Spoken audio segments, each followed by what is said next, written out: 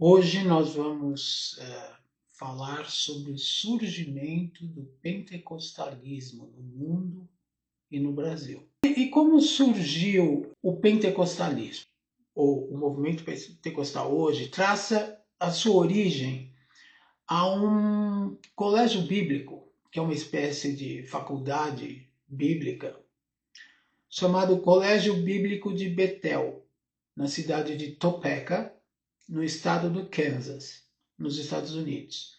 E ele começou em 1º de janeiro de 1901. Fácil. 1 do 1 de 1. Ali muitos chegaram à conclusão de que falar em línguas estranhas era o sinal bíblico do batismo no Espírito Santo. Quem começou essa tradição, o fundador dessa escola, era um sujeito chamado Charles Parham, que mais tarde acabou indo para a cidade de Houston, no Texas.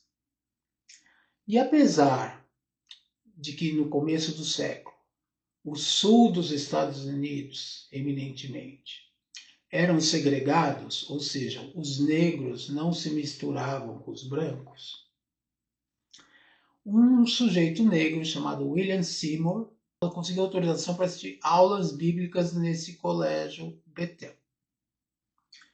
Depois de ter absorvido esse conhecimento e essa noção de que falar em línguas estranhas era um sinal do batismo no Espírito Santo, Seymour viajou para Los Angeles e pregou numa igreja na rua Azusa, em Los Angeles. E lá ele provocou mais um avivamento, mas dessa vez não era um avivamento típico de fervor, de pregar uma questão evangelical, etc., como eram os outros. Nesse avivamento, que aconteceu em 1906, ele era batista, os membros começaram, e ele também, a falar em línguas estranhas como manifestação do Espírito Santo, chamado batismo no Espírito Santo. Apesar de que todo o movimento evangelical contou com a teologia de Moody, de Darby e de Scofield, o início do movimento pentecostal, que a essa altura saiu dos evangelicais, é considerado essa reunião onde houve o avivamento, chamado Avivamento da Rua Azusa de Los Angeles.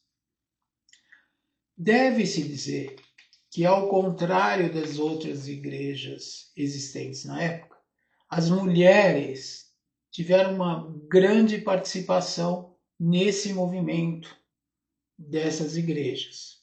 Foram inclusive consideradas como o catalisador inicial das igrejas pentecostais, visto que os pentecostais acreditam na interação do Espírito Santo em seus serviços, e que os dons do Espírito Santo vieram sobre homens e mulheres, e os dons espirituais, falar em línguas principalmente, eram incentivados a todos, a homens e mulheres. Esse intenso movimento de falar em línguas e êxtase religioso, não convencional e bastante emocional, foi combinado com o testemunho pessoal de como as pessoas se sentiam, como as pessoas reagiam à presença do Espírito Santo e a esses sinais. Existiam orações espontâneas, quer dizer, não era o pastor que dirigia as orações da igreja, mas cada crente na igreja orava. E muitas vezes ao mesmo tempo, não dando muito para entender o que cada um estava orando, porque se tem 20, 30, 50 pessoas, todo mundo orando ao mesmo tempo, não dá para identificar individualmente o que está sendo dito. É o que se chama de oração espontânea e canto espontâneo. As mulheres não foram proibidas, ao contrário das outras igrejas, a entrar nesse fórum. E, na verdade, no início do movimento, a maioria dos convertidos e seguidores da igreja eram mulheres. Agora, vou fazer uma pausa. Eu preciso explicar o que significa essa liderança das pessoas na igreja pentecostal. É preciso ter em mente que a ideia de liderança humana no sistema pentecostal, de crença pentecostal, é um pouco equivocada. Porque, na verdade, eles não acham que estão sendo dirigidos pelos homens ou pelas mulheres, pelos seus líderes. Eles consideram eles como os vasos através do qual o Espírito Santo os usa e ele trabalha.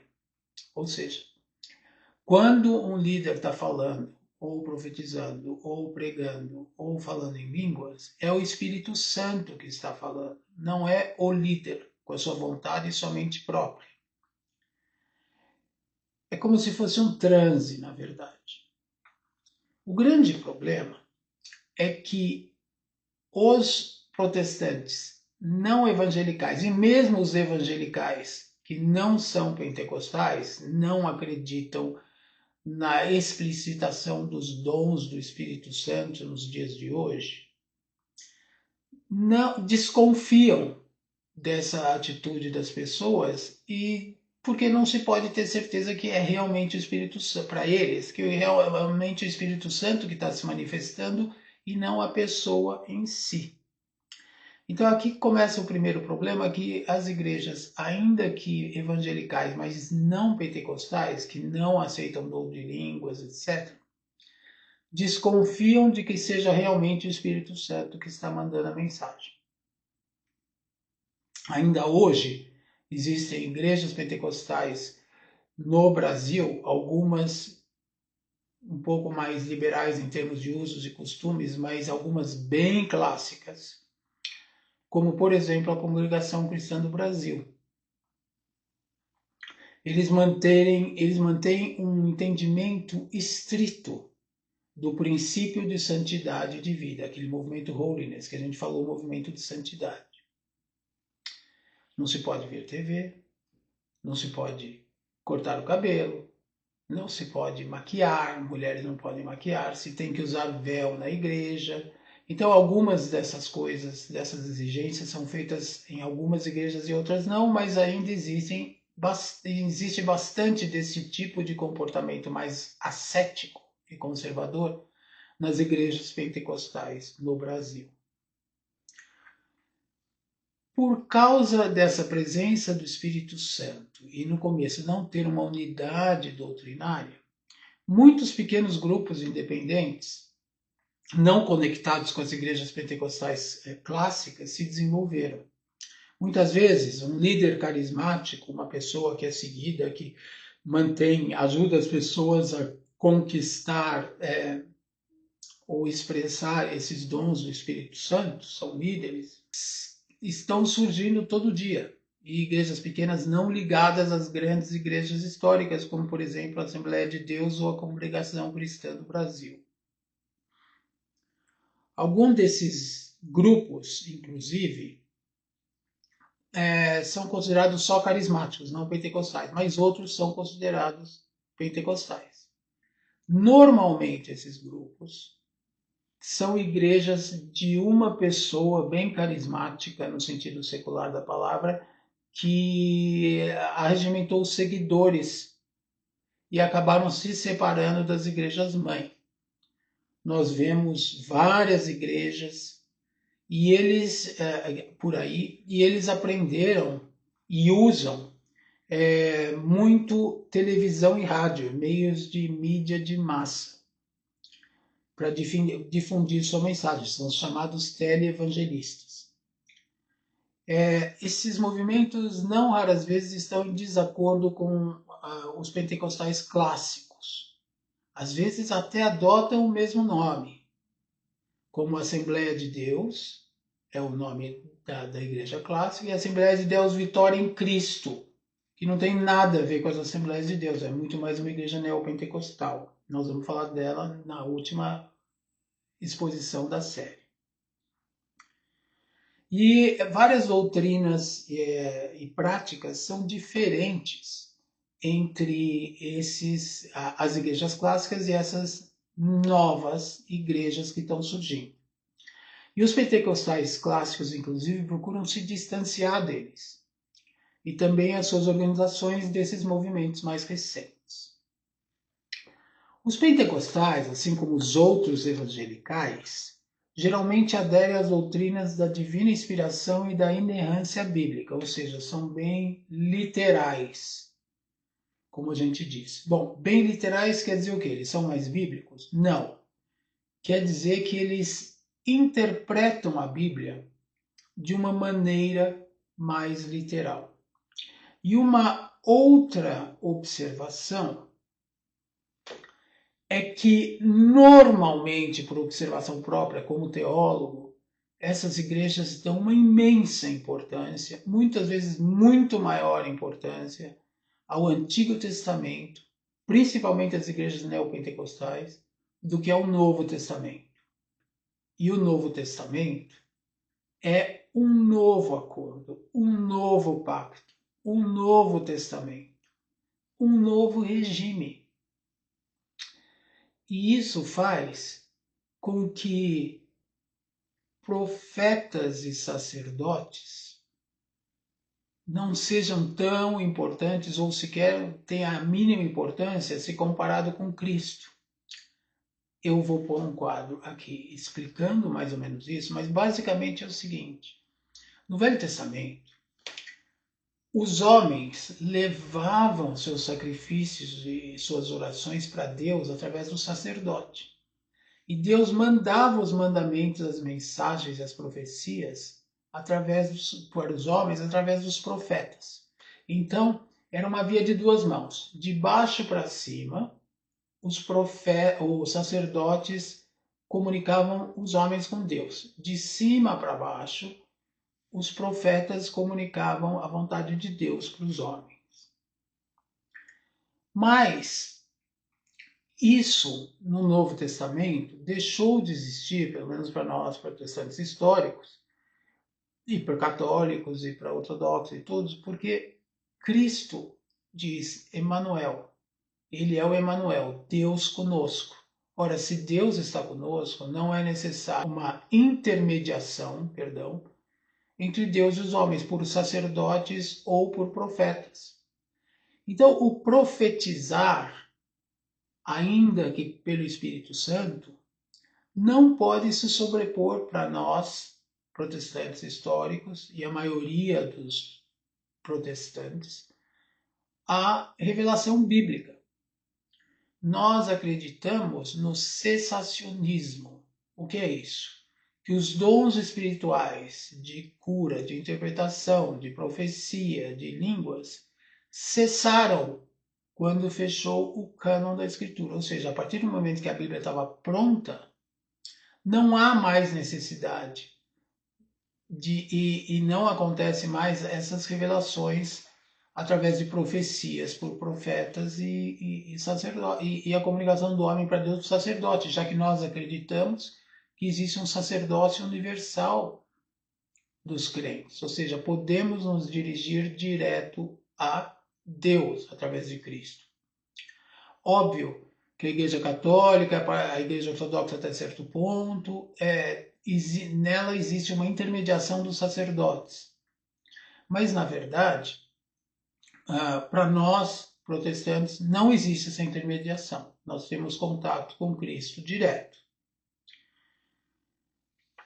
Os pentecostais diferem dos outros evangelicais, inclusive, não só das igrejas históricas, mas também dos movimentos evangelicais dentro dessas igrejas, ou até independentes, por rejeitarem o cessacionismo, ou seja, eles rejeitam o fato de que a igreja, de que os dons espirituais deixaram de existir com o fechamento do cânon bíblico, com o fechamento dos livros e o entendimento de a Bíblia estar completa.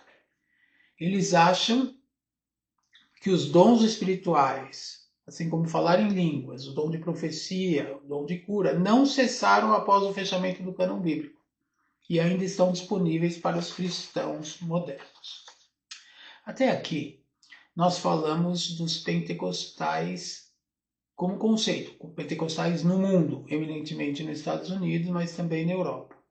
Mas como o pentecostalismo chegou no Brasil? Como vieram? Bom, a gente sabe que coisas são feitas aos reformados holandeses, aos anglicanos da Inglaterra, aos congregacionais também da Inglaterra e aos luteranos, eminentemente da Alemanha.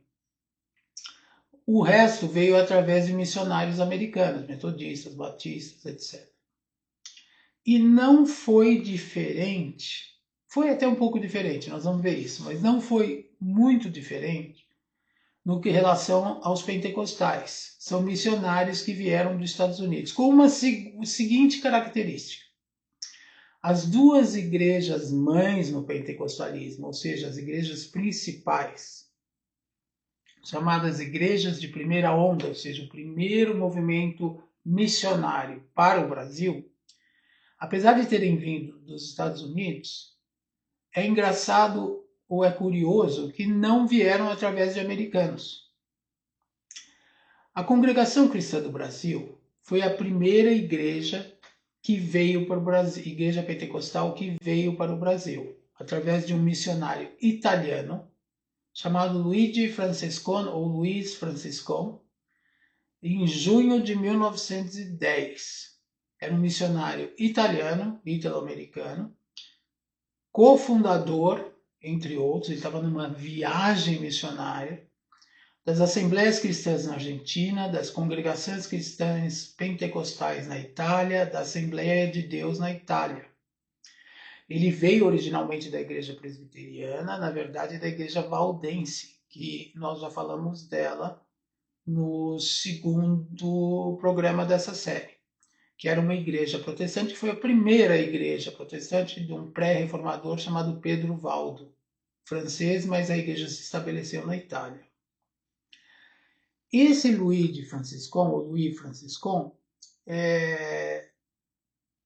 ajudou a fundar as primeiras casas de oração, que foram fundadas no Paraná, em Santo Antônio da Platina, e em São Paulo, no bairro do Brás, onde fica a Igreja Central da Congregação Cristã no Brasil.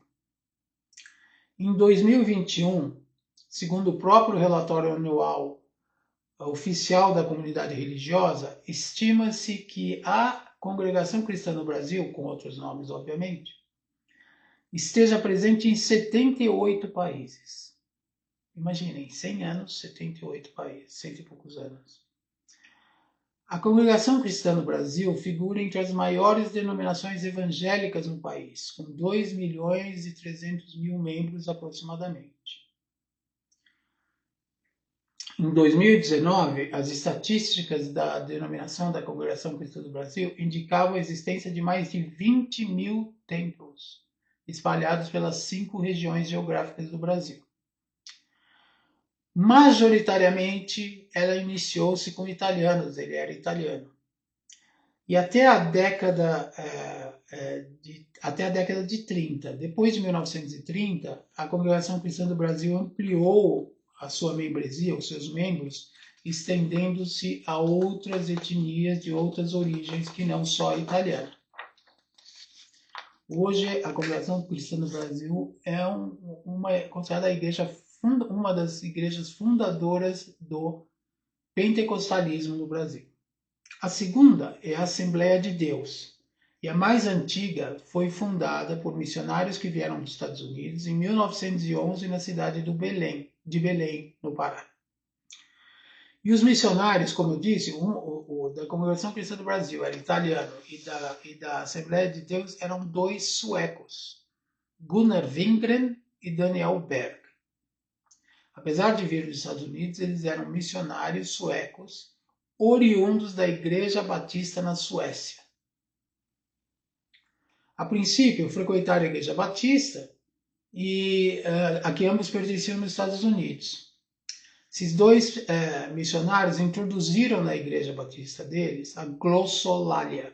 Glossolalia é falar numa língua, teoricamente língua dos anjos, que não é um idioma falado por país nenhum, é uma língua estranha, língua dos anjos. falar em línguas espirituais. É considerado glossolalia. Quando você fala outros idiomas, é considerado xenolalia, do mesmo prefixo de xenófobo, que é defender seu próprio país. Então, a xenolalia é falar em línguas, em idiomas, e a glossolalia é falar em língua, vem da palavra glossa, que é língua em grego, e do verbo laleo, que é falar, também em grego, e é a glossolalia, ou glossolalia, como querem alguns, é falar em línguas estranhas. Então, esses dois missionários suecos trouxeram para a Igreja Batista nos Estados Unidos, dos quais eles eram membros, as manifestações que vinham recorrendo em outras denominações, que é o falar em línguas. Isso, inclusive, vinha acontecendo em outros países. Mas essa nova doutrina de falar em línguas trouxe, na verdade, uma divergência entre os batistas da igreja deles. Enquanto o grupo aderiu à glossolalia, ou glossolalia, como eu prefiro, o outro rejeitou e permaneceu na igreja batista. Assim, em dois congressos distintos, conforme relatam atas das sessões, os adeptos do pentecostalismo foram desligados, foram excomungados, desligados, da igreja em 18 de junho de 1911 e foi fundada a denominação Assembleia de Deus no Brasil. Ou seja, os dois suecos vieram para o Brasil, participaram de igrejas batistas. Depois eles foram excluídos das igrejas batistas por causa dos dons espirituais de falar em línguas, por exemplo, e acabaram sendo excluídos e fundaram em 18 de junho de 1911 a Assembleia de Deus no Brasil. As Assembleias de Deus são a maior igreja pentecostal no mundo, a maior denominação pentecostal no mundo. E acreditem ou não, ela foi fundada antes no Brasil do que nos Estados Unidos, apesar de serem missionários sueco-americanos que vieram para o Brasil. Essa Assembleia de Deus acabou gerando algumas divisões e hoje é de longe a maior denominação evangelical no Brasil. Evangelical e pentecostal. As Assembleias de Deus estão divididas hoje em 3 denominações principais. As 2 primeiras, formadas a partir das missões originais dos suecos, Daniel Berg e Gunnar Wingre, são a Convenção Geral das Assembleias de Deus no Brasil e a Convenção da Assembleia de Deus no Brasil, consideradas herdeiros dessa missão sueca, do Berg e do Wingre. A terceira denominação existente hoje, considerada ainda a Assembleia de Deus, é a Convenção Nacional das Assembleias de Deus no Brasil, Ministério Madureira, fundada por brasileiros, em específico pelo pastor Paulo Leivas Macalão, na década de 80.